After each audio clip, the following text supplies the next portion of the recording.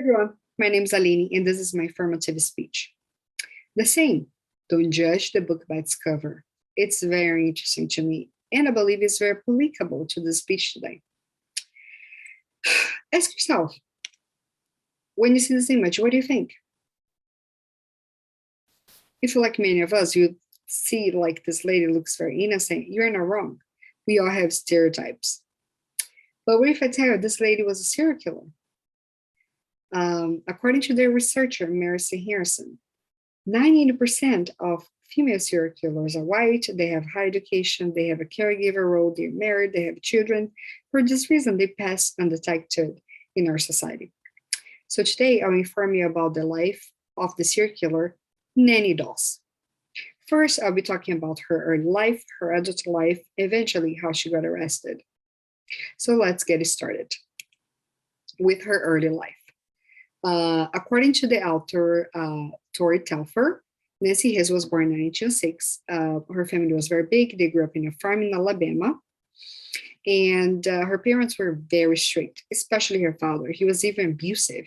He did not want his children to go to school, and most of them had to start working very early, including Nanny. Another important fact about her early life is that at age of 7, she suffered a very bad accident. While she was riding on a train, the train stopped suddenly and forced her, and she hit her head towards a metal bar. And this accident left her with very severe headaches, and even she also blamed this accident to be responsible for her behavior later in life. She said this accident changed her. Now that you guys learned about her early life, let's move on to adulthood. So, according to the forensic psychologist Clarice Cole, Nanny got married at the age of 16 to Charles Braggs. They met while working at a textile company. Together, they had 4 children, including this one in this picture, this one of her survivor daughters, because they had 4 daughters together, and 2 of them died of food poisoning. Speculation says that that's when she started killing. Her husband was suspicious about her and he left her. She was also very obsessive with love magazines, especially a magazine called Lonely Hearts. Was through the columns of this magazine that she met her second husband, Robert. Together, they stayed 16 years. But one night he came drunk and assaulted her, and for this reason, she had red poison to his whiskey and killed him. Her third husband was Arlie. Arlie, she also met him on the Lonely Hearts magazine. He was an alcoholic and womanizer, and he also had the same death. She added hot red poisoning to his meals. This is a picture of her in his funeral. Her fourth husband was Robert Morton. They did not stay together for too long. It was a very quick marriage, and he died for unknown reasons. But later, Nanny also confessed that she poisoned his coffee with arsenic.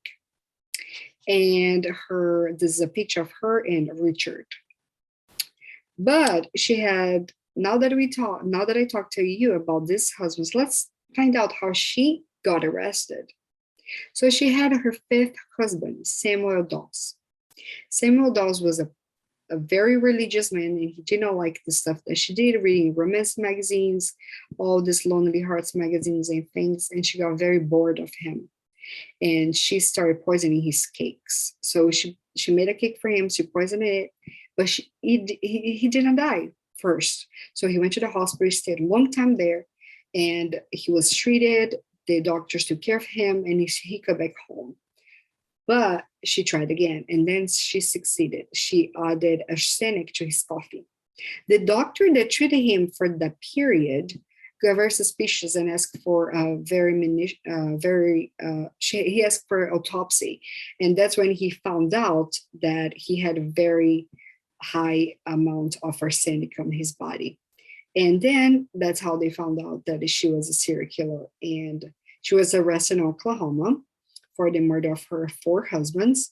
But according to Gordon Harvey from Jacksonville State University, she did not say that she killed like her family, but law enforcement of the time speculate that she was responsible for the death of 12 people, including her grandchildren, her mother, and even her sister.